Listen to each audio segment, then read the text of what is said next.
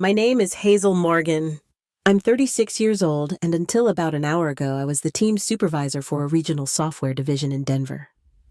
I gave 5 years of my life to that company, showed up early, stayed late, never missed a deadline, and never once asked for special treatment. Last week, I took 3 days off to bury my mother. The leave was approved, documented, and confirmed in writing.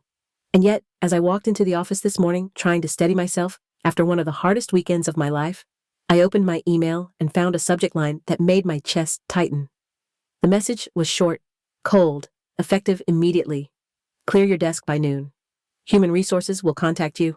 That was it. No phone call, no meeting, just a few lines of text that stripped me of a job I had poured myself into for years. I remember sitting there frozen. The office lights hadn't even come fully on yet. Most of the building was still dark. Outside the windows, downtown Denver looked gray and sleepy, just starting to wake up. I had gotten in early to catch up on emails and prep for the weekly team huddle. Instead, I was staring at my termination notice. It didn't feel real. I kept reading it again and again, like maybe I was misunderstanding something. My mother's funeral had barely ended, the flowers on her grave not yet wilted. I had come back ready to re-engage, to lead, to distract myself with work. And this was how I was thanked? I didn't cry. There was no meltdown, no dramatic reaction. Just silence. Just the dull hum of the overhead lights and the weight of an email that shattered the quiet. I think that was what hurt the most. Not the loss of the job, but how impersonal it all was. After everything, I was disposable. Easily deleted with a few keystrokes. I leaned back in my chair, trying to breathe through the wave of disbelief. My desk still looked like it did before I left. A framed photo of my team at last year's retreat. A potted succulent that my mom had given me. A mug that said, "World's Okayest Manager." Little pieces of a life that now felt like it belonged to someone else. I scrolled to the signature at the bottom of the email. It was from Daniel Keene, my direct supervisor. The same man who had sent me a sympathy card last week and approved my time off. I read his closing line again. Business needs have shifted. We require personnel who demonstrate continuous commitment. The words felt like a slap. The grief I thought I had left at the gravesite came rushing back. Only this time, it wasn't just about my mom. It was about the betrayal. The gut punch of realizing that in the eyes of the people I worked for, my pain was inconvenient. My absence, even when grieving, was a failure. I stared at my screen, at the blinking cursor. I couldn't move for a long time. Eventually, I reached for my phone, took a screenshot of the email, and forwarded it to my personal account. Not for revenge. Just so I'd never forget how it felt to be erased that easily. Then I stood up. I moved slowly, deliberately. I found a cardboard box in the supply closet and started packing. Framed photo, plant, notebook, my badge. The desk I had organized 1,000 times now felt foreign to me, like I didn't belong there anymore. Maybe I never had. No one else had arrived yet. The stillness made everything heavier. My footsteps on the carpet were soft, but each one felt final. I taped the box shut, held it close to my chest, and took one last look around. Not just at the office, but at the woman I used to be in this place.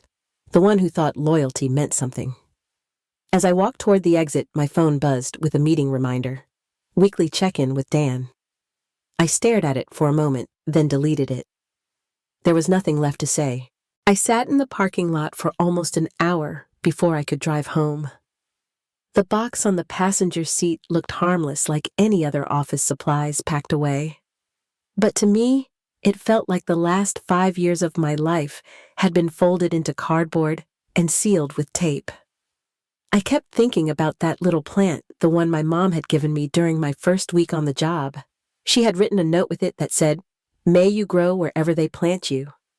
I kept it on my desk all 5 years, watered it every Monday morning. Somehow it survived the cold winters and long weekends better than I did. The framed picture of my team always made me smile. It was from our last retreat in Aspen right before the pandemic. We were all bundled up in matching fleece jackets, goofy grins, holding hot chocolate like kids at camp. That weekend, I remember feeling lucky, like I was part of something special. I had built that team from scratch. I hired most of them myself, trained them, mentored them, and fought to keep their salaries competitive during budget cuts. We didn't just hit our targets. We crushed them. Year after year, we outperformed every other division in our sector. And it wasn't just numbers. It was the way we worked. Collaborative, honest, tight-knit. There were the birthday cards they surprised me with every April, the lunches they ordered on long deadline nights, the time they all chipped in to send me and my mom to a spa when she finished chemo. They knew how much she meant to me. They always asked about her. And when she passed, they were the first to text to send flowers to check in. I think that's why the email hurt the way it did. It wasn't just a job. It was a place where I had poured pieces of myself into people, into a culture, into results that spoke for themselves. And the person who ended it all was the same one who once praised my leadership in front of the entire board. Dan Keene, my boss, my supposed mentor, the one who called me a rising star in the annual review just a few months ago.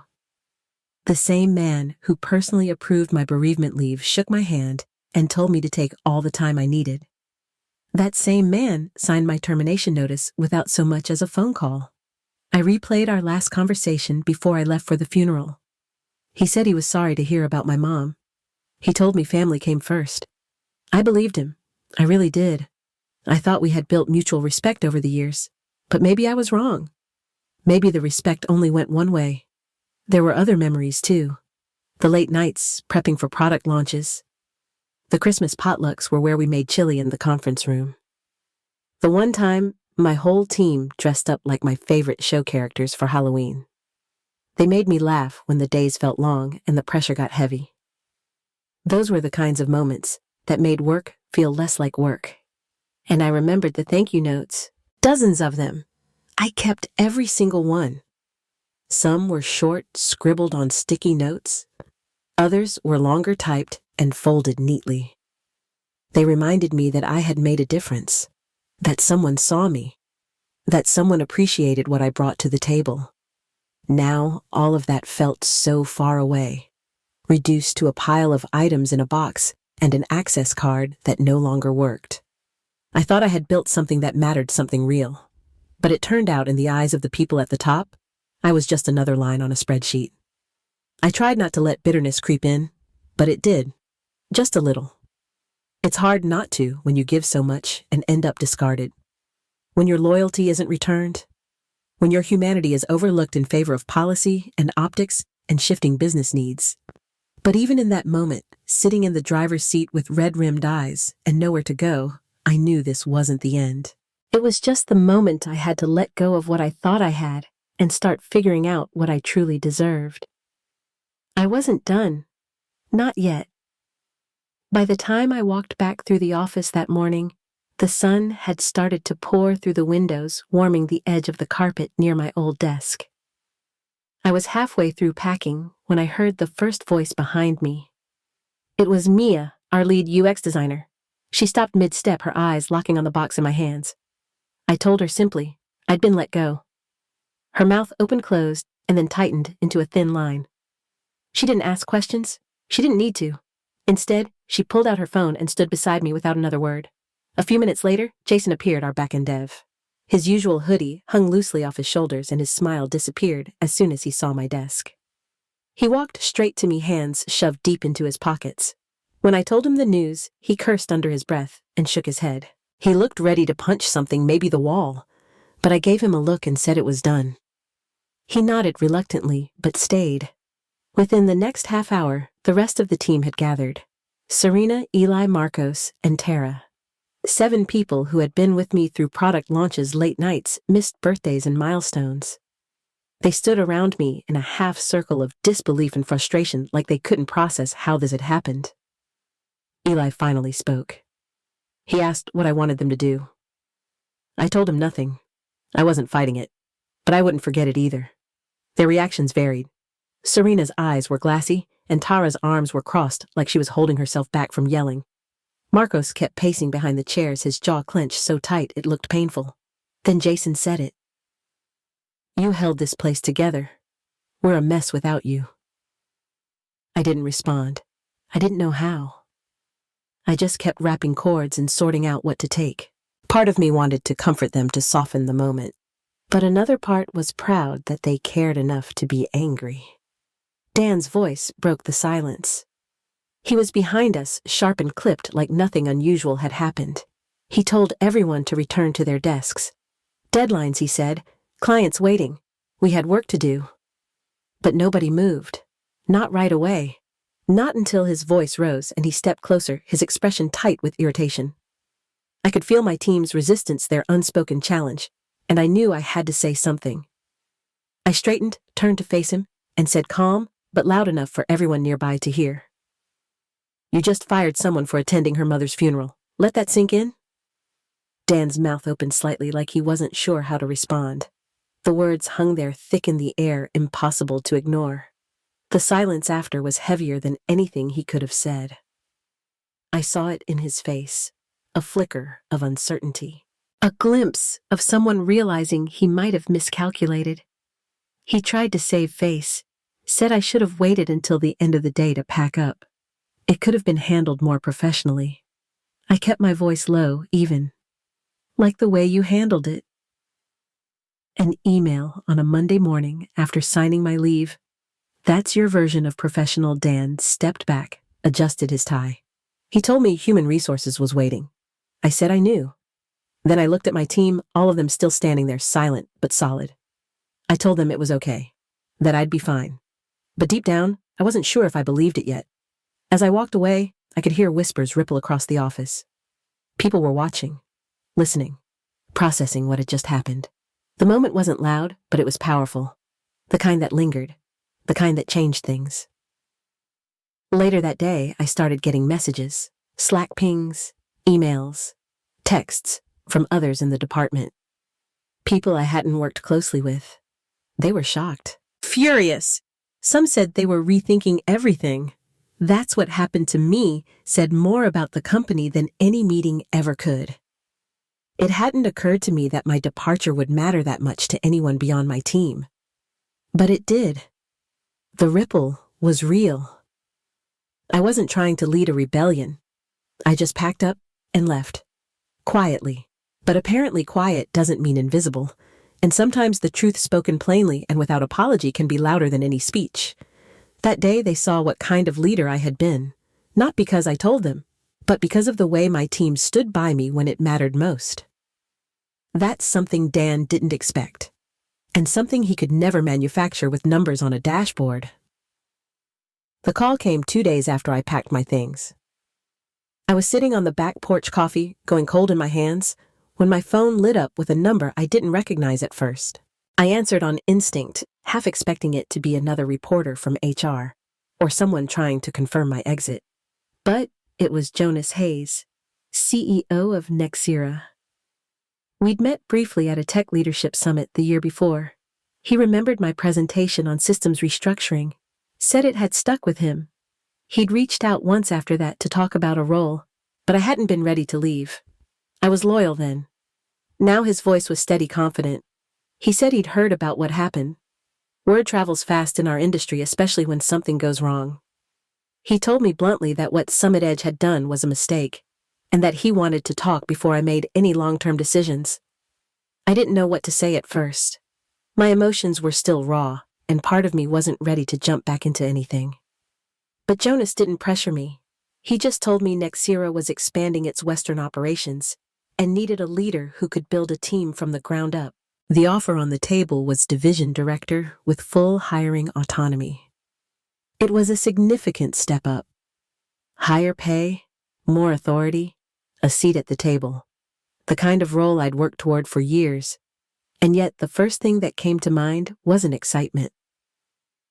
It was the non-compete agreement buried deep in the contract I'd signed 5 years ago. I mentioned it to Jonas. 6 months. That's how long I was supposed to stay away from any direct competitors. He didn't sound concerned. Said his legal team had reviewed dozens of those over the years, and most were unenforceable under the right circumstances. Especially if the termination hadn't been justified. Still, I wanted to be sure. I made an appointment with a local employment attorney. Her name was Elise Moreno. Small office, no nonsense. She listened carefully as I explained what had happened, scrolling through the printed email I'd brought with me. Then she read the non-compete. She didn't even blink. She said it was overly broad, vaguely worded, and likely unenforceable. In most cases, courts look for fairness and balance, and firing someone for taking approved bereavement leave, she said, was a clear breach of good faith. In other words, Summit Edge had given me more leverage than they realized. She explained that if a non-compete clause prevents someone from earning a living in their field with no legitimate business harm, it often gets tossed.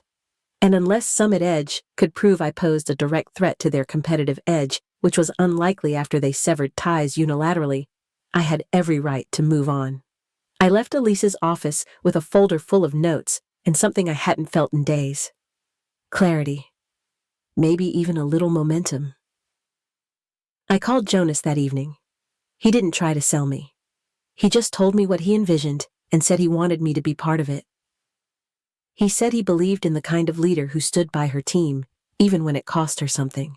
That line stayed with me, because up until now, all I'd seen was what loyalty had taken from me. But maybe it had also revealed something worth carrying forward. I told him I needed the weekend to think.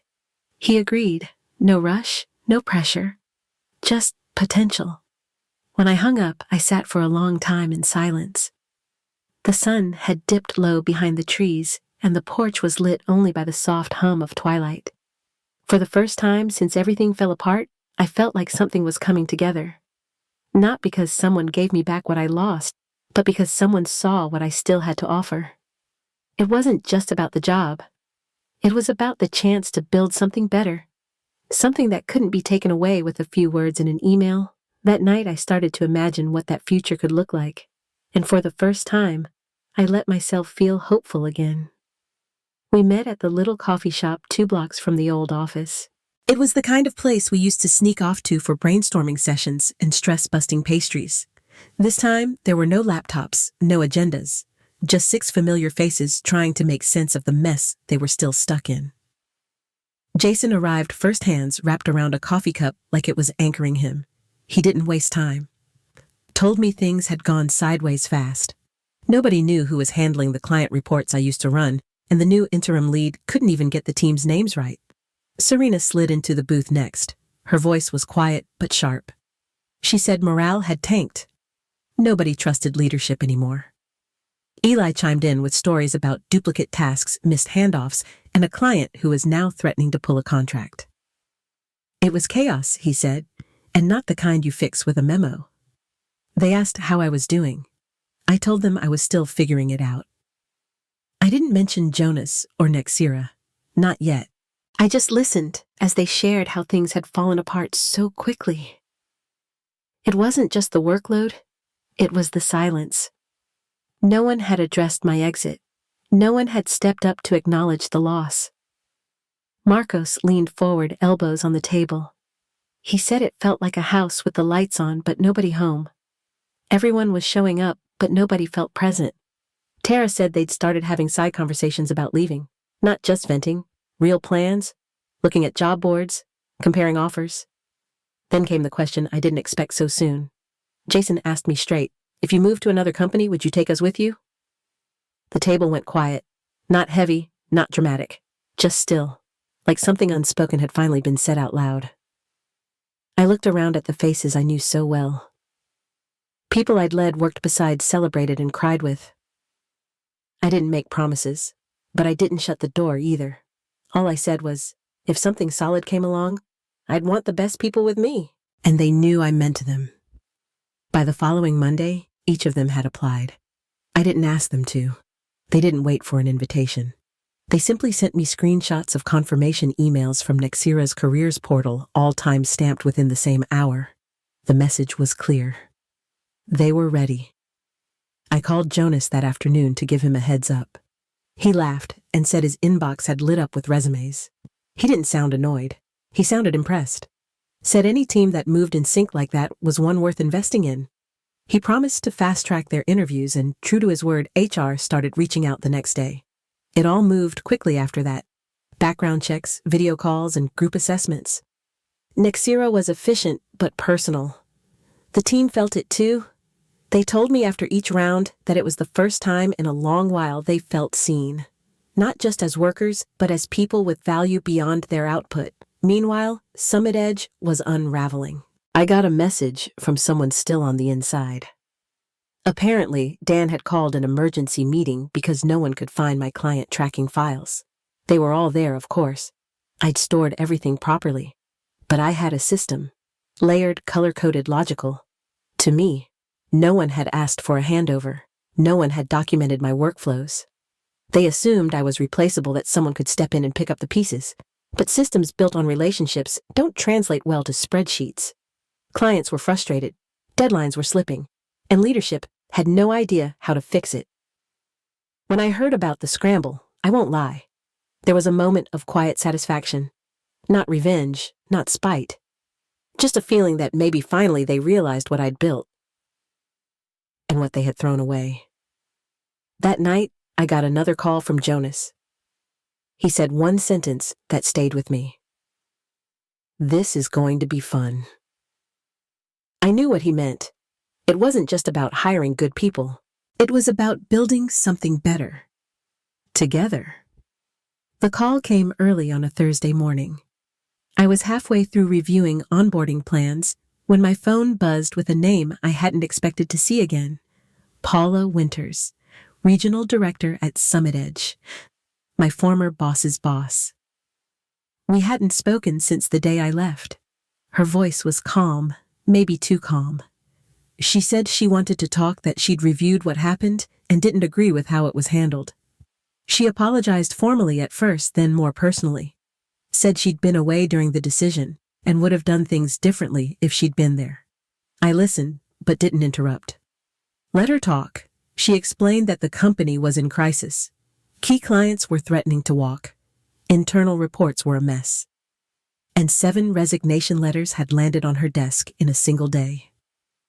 She said it looked like a coordinated walkout. Then she got to the point. They wanted me back. Same title. 10% raise. She added a formal apology and said they'd address the policy issues that led to my dismissal. It was packaged like a peace offering. A reset button wrapped in corporate language and HR-approved remorse. I let the silence stretch before I answered. Not out of pettiness, just to let the weight of it settle. Then I told her plainly. It wasn't about the title or the salary. It wasn't even about the apology. It was about the principle. About how easily they had discarded someone who had given them everything. She said they were willing to go higher, match any outside offer, add a retention bonus, whatever it took to bring me back. I told her money wouldn't fix what they broke. Because it wasn't just a decision, it was a message. One who said grief was an inconvenience and loyalty was optional. Paula's tone shifted, from polished to pleading. She asked what it would take. What should she do to make things right? I paused, then gave her the only honest answer I had. You can't go back in time and undo what was done. You can't unfire me while I was burying my mother. She went quiet. I could hear her breathing, trying to find the next move. But there wasn't one. Not this time. I told her I had accepted a new role. That I was starting something better. I hoped they learned from this. Because talent isn't infinite. And people don't forget how they're treated. She thanked me for my time, said she respected my choice. I wished her well, and I meant it. But I didn't hang up with regret. I felt steady, clear. The same way a door feels when it's closed firmly, finally, with nothing left on the other side. 3 months after we all walked away, we found ourselves crowded around a table at a rooftop bar downtown. The city stretched out beneath us, warm light flickering against the windows. Laughter rising from nearby tables. In front of me sat 6 people I trusted more than most family, each of them holding a drink, each of them smiling in a way I hadn't seen in years. We weren't just surviving anymore. We were thriving. Nexira had given us space to grow, to lead, to build something that actually reflected who we were. Clients who had followed us from Summit Edge were now thriving too. The systems we'd built were working. The numbers didn't lie. and Jonas had made sure our success was visible from the top down.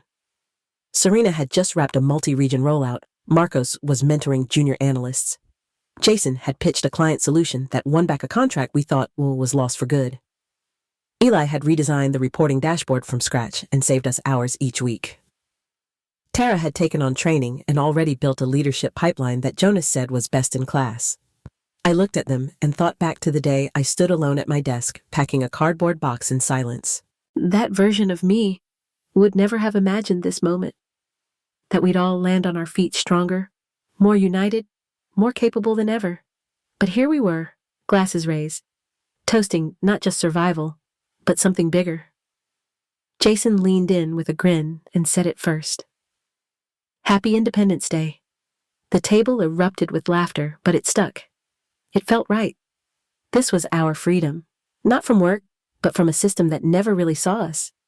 We had chosen each other. We had chosen better. I raised my glass and said the only thing I could. Sometimes the best revenge is success shared. No one replied, but everyone nodded. We knew exactly what it meant. That night, walking back to my car, I paused for a moment on the sidewalk. The sky was clear, the kind of quiet you feel more than hear. I thought about everything we'd lost, and how somehow it had led us to more than we ever expected. I didn't need validation from the people who let us go. We had built our own. We had chosen progress over bitterness, growth over ego. And that kind of win, it lasts longer than any title ever could.